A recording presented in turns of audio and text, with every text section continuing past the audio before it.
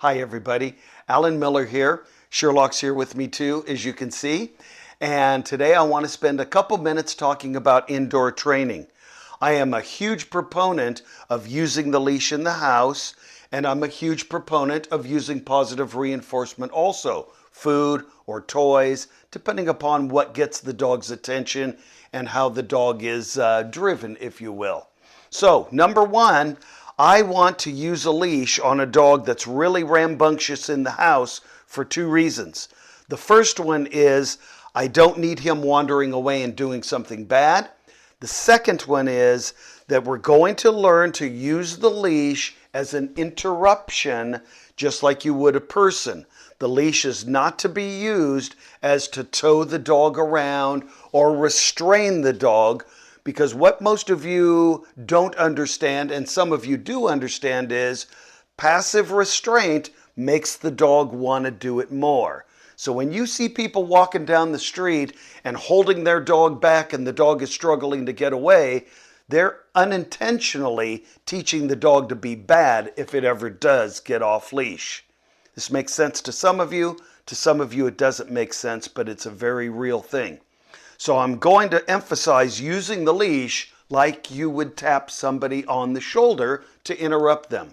In the dog world, this is called a correction, and it's a very important component to having the whole dog. Not just a dog that guides around with food or a dog that redirects to toys, but a dog that is learning to be compliant when you say important commands.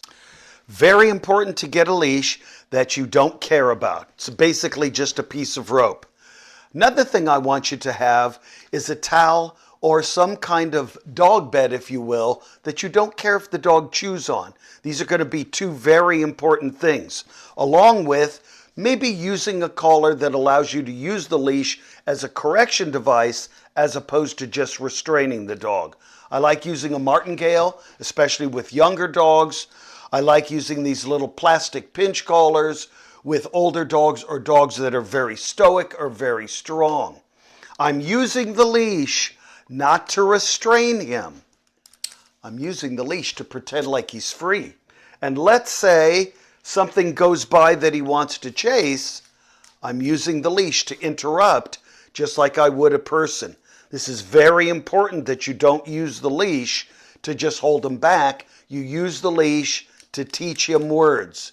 We don't touch that. Leave the kitty alone. Don't jump on grandma. Get your nose off the coffee table. So in essence, this leash, the length of it, is your classroom, if you will. I also want him to start learning that wherever we go in the house or in the garden or on the patio, that he has to stay on this for at least 10 or 15 minutes a session, and then you can let him run around and eat the kitchen and destroy the bathroom. But for that 15 minutes, he's going to be on leash with me, learning to resist temptation like he's doing right now. I want to remind all of you that it's very important with young and also with dogs that are new to you to use a leash in the house at least a little bit every day until you get to know the dog intimately. And why do I suggest doing this? Is because I go to too many places and I've had too much experience in seeing what happens when you try to free raise a dog. And what happens with working dogs, or what happens with dogs that are very hyper and very driven to want to chase things or get into trouble, is that they learn to be indifferent to your words or your commands. So that's the reason that I'm going to encourage all of you to use a leash at least maybe 10 to 20 minutes a day inside the house, not just outside the house. Plus, it's raining outside. I can't go outside. Do I miss an opportunity to train? Not with a young dog or a dog that's new to me. So I want a leash that I don't care about. I don't care if he chews on this. I'm not going to get angry at him if he does. And I'm also going to use some kind of a collar instead of a harness to attach the leash to, so I have more influence. And what do I mean by that? I'm not using the leash to hold him back from things. I'm using the leash like I would tap somebody on the shoulder and say, knock it off. Don't do that. We don't chase the cat. So in the dog training world, We use a leash like we're fishing. I don't want the leash to be tight unless he starts making a mistake. I want the leash to be loose. But if he starts moving away from me and jumping on grandma or doing something bad, when I say no, I can correct him at the moment that I say no. All of you use food. I use food too. I use toys too. But I can't help him understand the concept of no with food. Okay?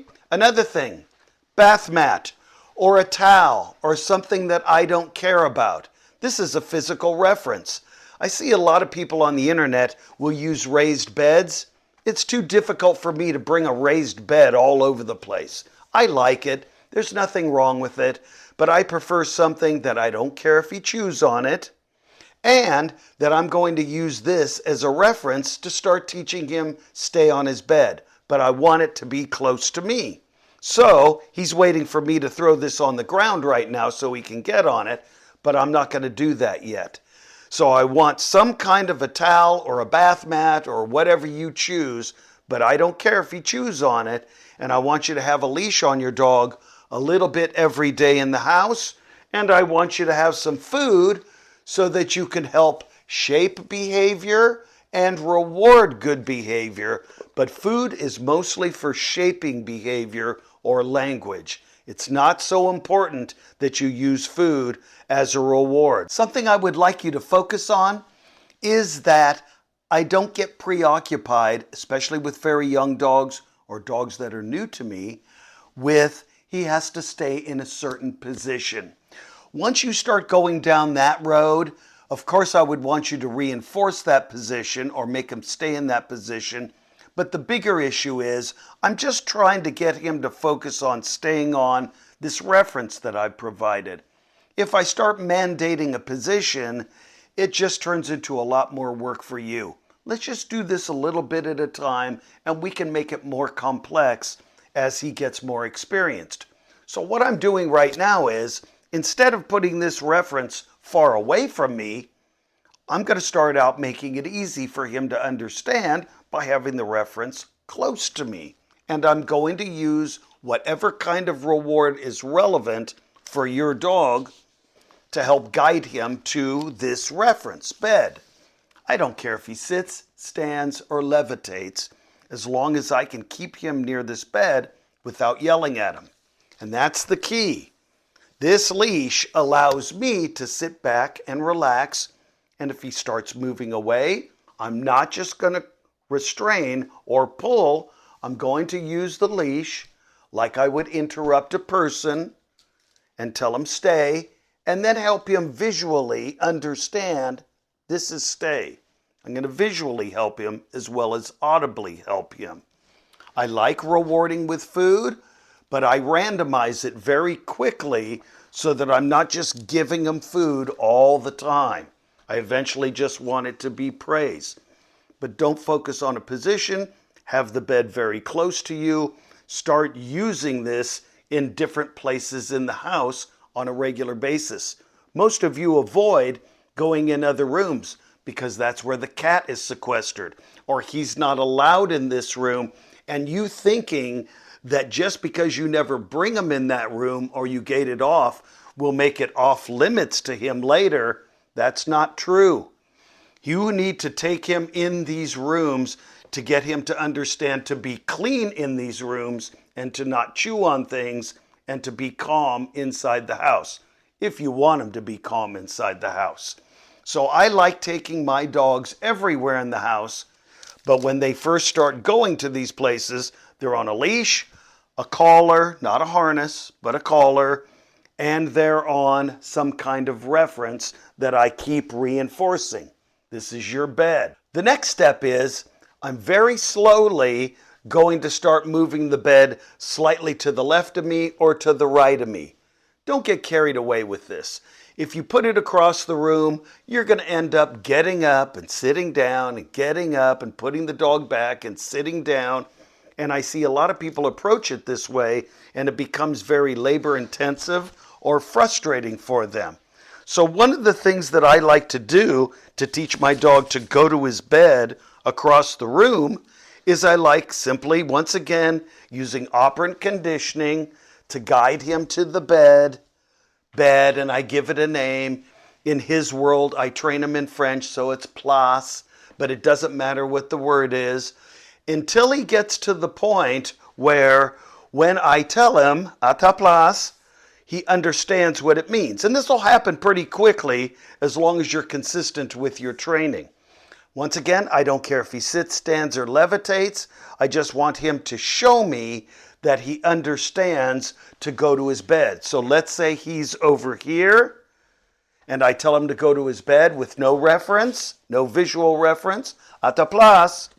I want to see that he knows to go back and touch it, and I can reward verbally, if you will.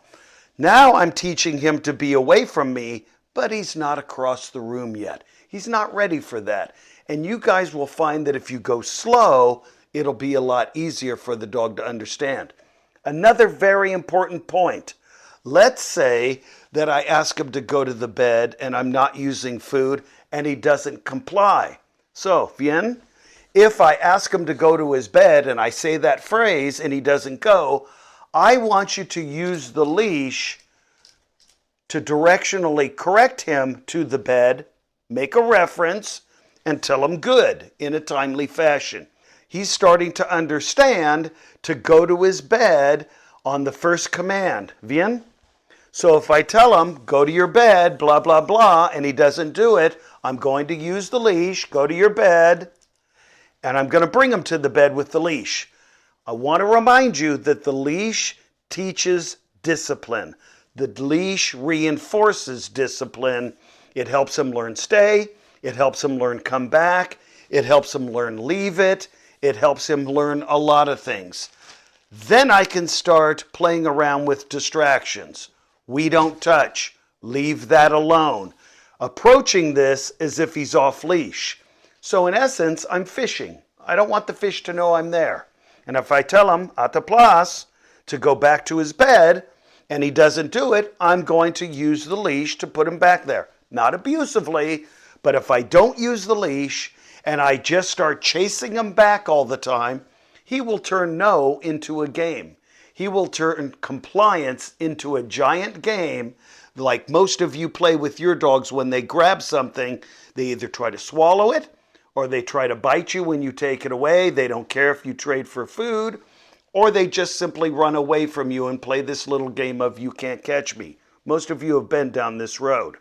There's a reason that professional dog people keep their dogs on leash a lot in the house and out of the house until the dog is trained. Then the leash goes away forever. So I'm asking you to allow the cat to come out of the room. If the dog starts targeting the cat, you're going to use the leash and your voice to correct. But corrections have to be immediate in the dog world. Now, eventually, this bed will be across the room, but for many weeks, it's not going to be any farther than 5 or 6 feet away. If you can practice doing these simple exercises a little bit every day, or even 3 or 4 times a week, you're going to have an awesome dog a lot faster than somebody that tries to do it without a leash. Thank you very much. Remember, keep it fun, keep it easy, and keep on training. A lot of the products we demonstrate and use ourselves are linked in the description box below. Please hit the like and subscribe buttons. That way you will get notified when we post new content. Thanks for watching.